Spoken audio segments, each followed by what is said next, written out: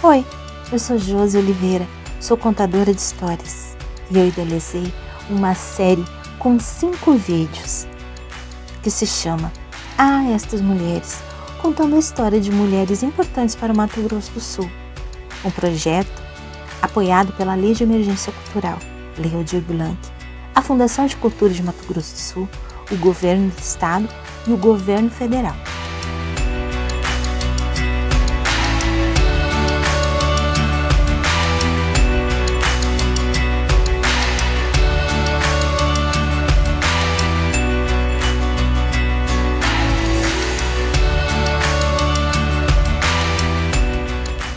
E eu vou contar para vocês a história de Lídia Baís. Essa história começou há muito tempo atrás, no tempo que por aqui tudo ainda era Mato Grosso. Bem depois é que foi acontecer a divisão do estado. Em 1900, no berço dos Baís, nasceu Lídia. Os Baís, uma família riquíssima e muito conceituada na região. Lídia, desde criancinha, era muito doente, muito fraquinha. Com 2 anos teve sarampo e acabou sofrendo de um mal, otite nos ouvidos. Isso a perturbou por muitos anos. O seu pai olhava para ela e dizia assim: essa menina não é para ficar em casa, é para estudar. E então, ela com 4 anos, foi junto com suas irmãs para um colégio interno em Assunção.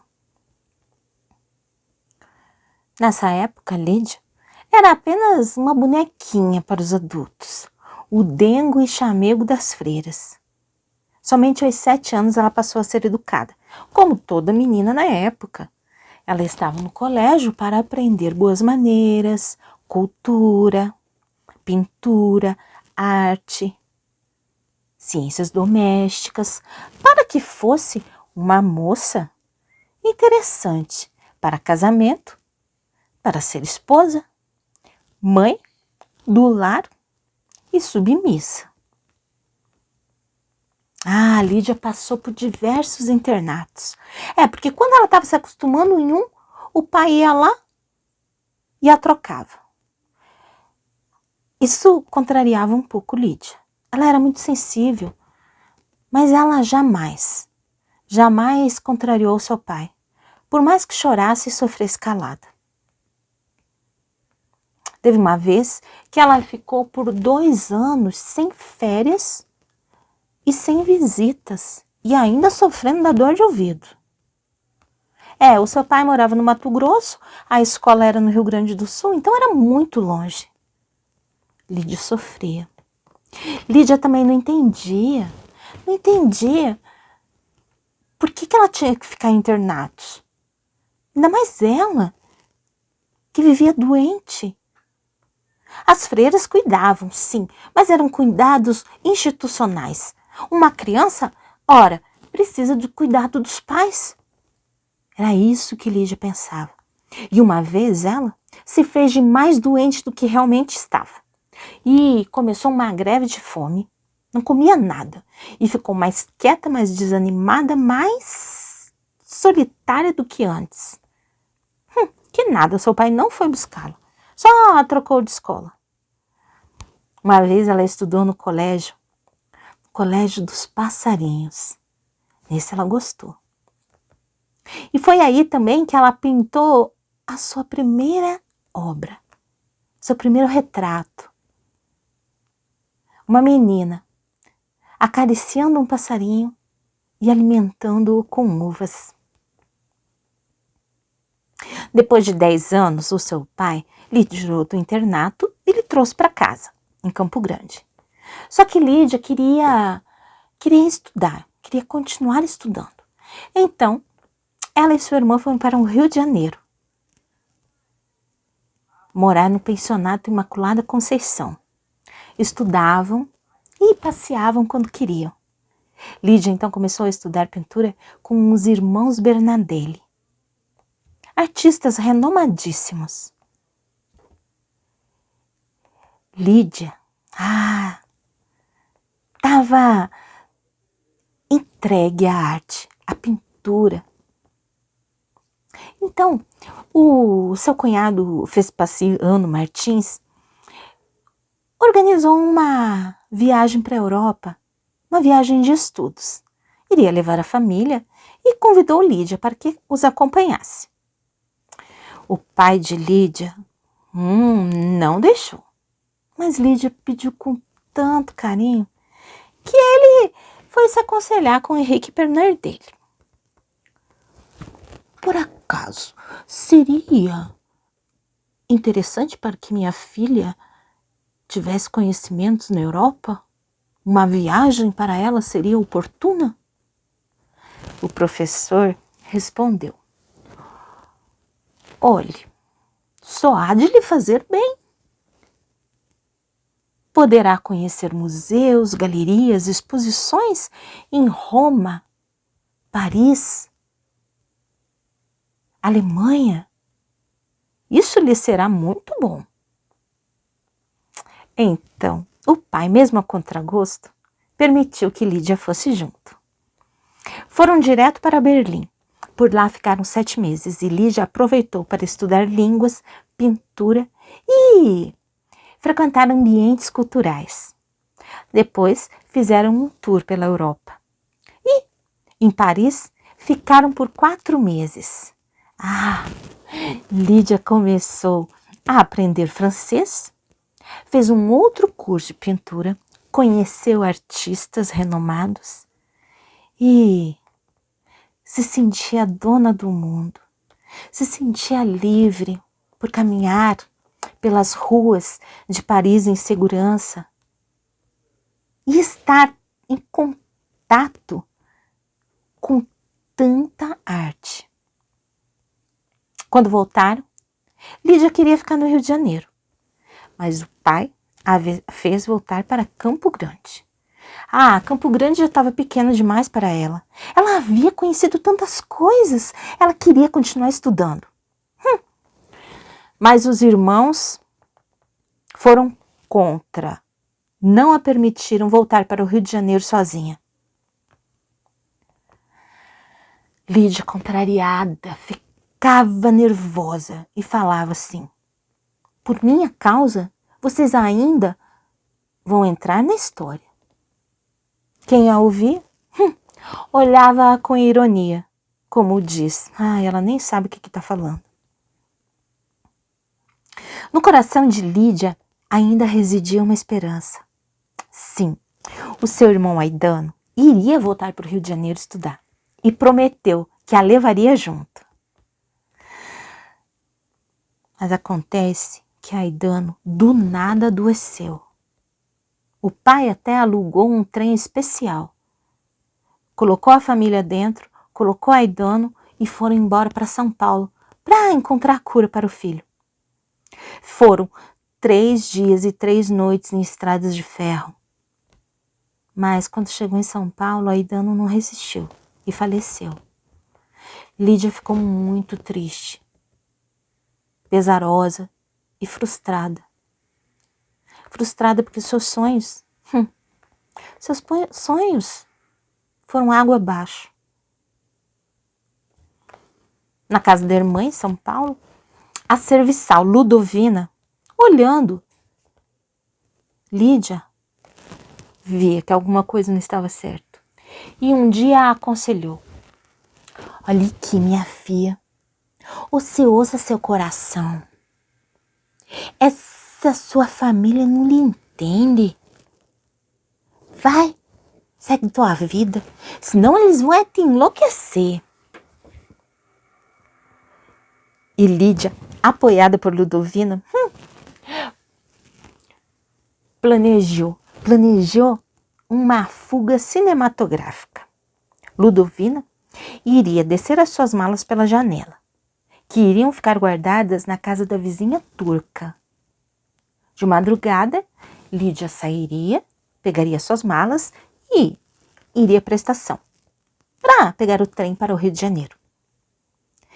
A irmã de Lídia, quando viu as malas de Lídia etiquetadas foi logo dizendo: você está pensando em viajar?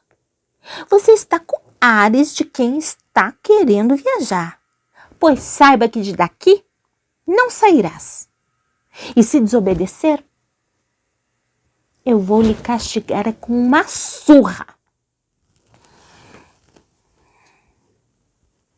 Lídia ouviu e disse: eu vou sair daqui. Depois de 3 dias dessa discussão, Lídia, de madrugada, quando todos estavam dormindo, fugiu. Deixou uma carta para a mãe, pedindo perdão. Mas Lídia também saiu só com o dinheiro da passagem do trem. E com as suas malas que estavam lá na vizinha turca. Ela não teve coragem, por mais que ela tivesse dinheiro guardado no guarda-roupa da mãe, ela não pegou. Ela achou que parecia furto estar pegando dinheiro escondido. Enfim, ela foi. De manhã, quando a Ludovina entregou a carta para a mãe, Lídia já estava longe, no trem Cruzeiro do Sul, rumo ao Rio.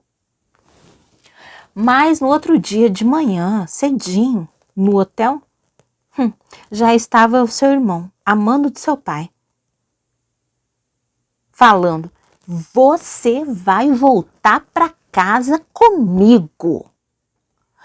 Lídia falou: não volto, eu vou estudar.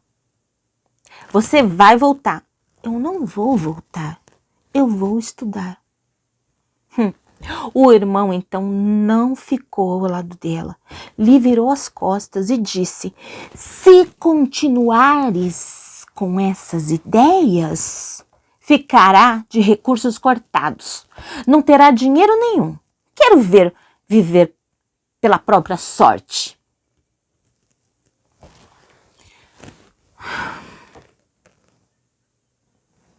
Lídia pensou e resolveu ficar. Lídia já era de maior idade, mas era uma mulher inexperiente, não sabia de nada. Ela já tinha, sim, algumas fazendas e gados. O que rendia era seu por direito, mas ela nem sabia quanto, porque quem mexia com essas coisas eram os irmãos. E Lídia ficou. E aí foi vivendo, gente, no Rio de Janeiro, daquela época, sozinha, sem o apoio da família, com os seus escassos rendimentos do gado e da fazenda, mas não desistiu, determinada a fazer o que queria, ficou. Então voltou a estudar com os irmãos Bernardelli e com Oswaldo Teixeira. Há muito deles na obra de Lídia. As pessoas viam Lídia abandonada pela família e se compadeciam dela. E como podiam, a ajudavam.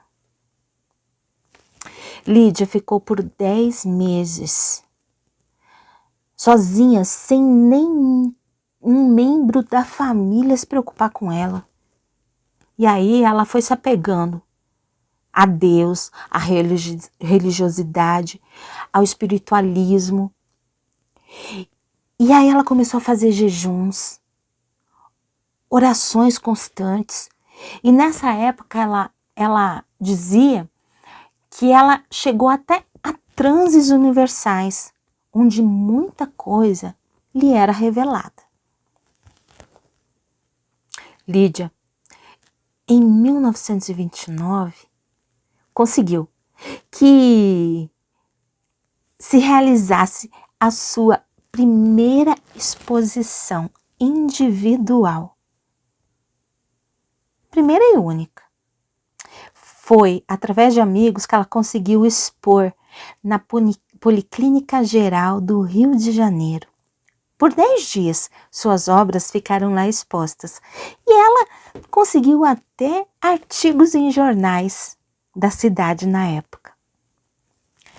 Depois da sua exposição no Rio de Janeiro, ela acabou voltando para Campo Grande.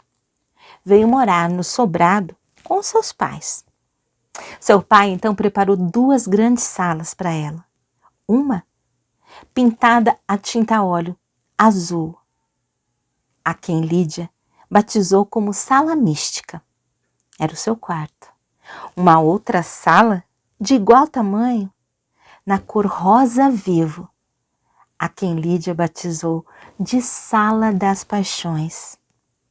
Lídia, então, passou a viver com suas pinturas, com suas criações, com suas composições e seus estudos espiritualistas.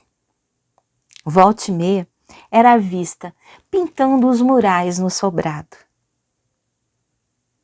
Em cima de uma escada de pintor, avental branco, palheta numa mão, pincéis em outra.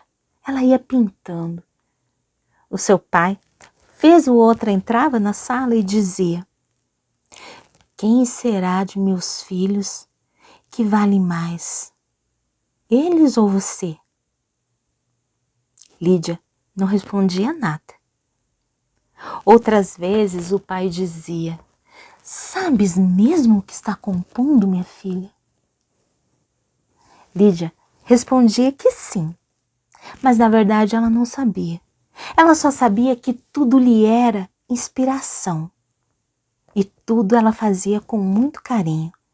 Pintava fauninhos, anjinhos com asa, alegorias. Colocava o rosto de sobrinhos, irmãos, irmãs, pai e mãe em suas pinturas.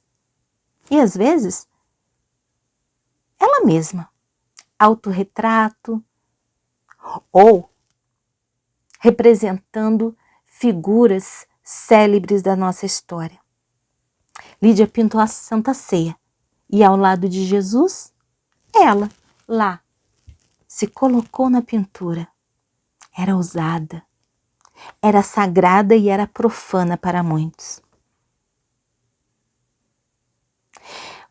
Por conta da sua busca de resposta de quem era Jesus Cristo, das revelações que lhe vinham nos seus transes, ela frequentou todas as igrejas, seitas, e por isso a consideravam louca na época.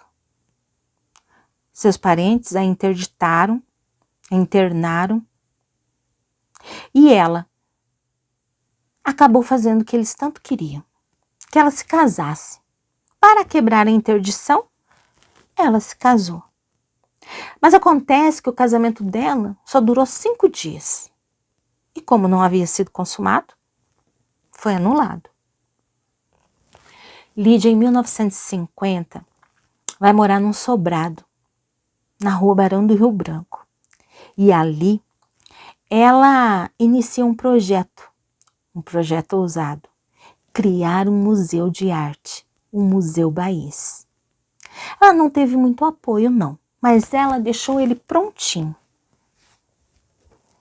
Também, quando ela descobriu que para ela a resposta certa era que o Jesus verdadeiro era o que estava na Bíblia, ela entrou para a Irmandade da Trindade de São Francisco de Assis.